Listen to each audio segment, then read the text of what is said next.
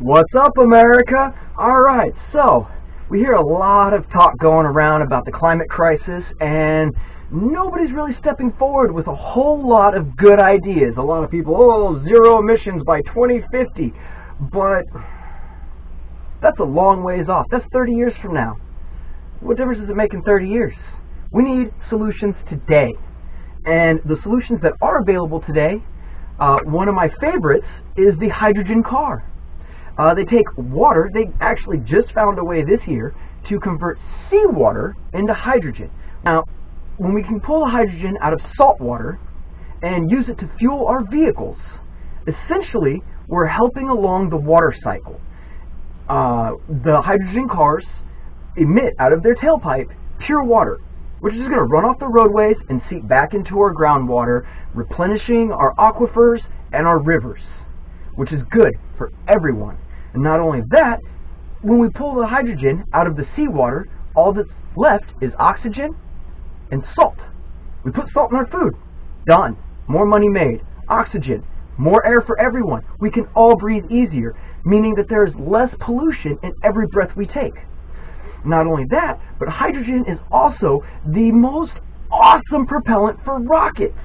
It's NASA's absolutely hands-down favorite. It's the lightest and most powerful, which, as far as I'm concerned, on top of the fact that it's green and environmentally friendly, makes it the hands-down choice.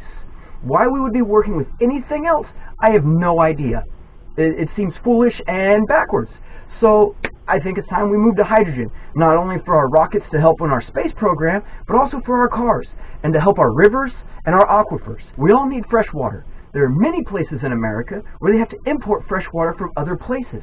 Outside of San Francisco, they actually had a huge deal a bunch of years ago because they took Lake Hachachi, I think it was, and decided to turn that into a reservoir for San Francisco. And that was originally meant to be a wilderness preserve to keep America beautiful. But instead, we decided we needed that so we could replenish the water because too many people are using it, and there's not enough fresh water left. So, hydrogen will actually help reverse that trend by emitting water from your tailpipe. We're going to be watering the world as we drive, which means that as you drive around in your car or you're sitting at a stoplight, instead of creating a smog cloud that's giving everyone around you cancer, you'll be watering the earth, which means more water for plants, more dilution of the pollutants, and there's not really anything bad about it in any of the research I've come across.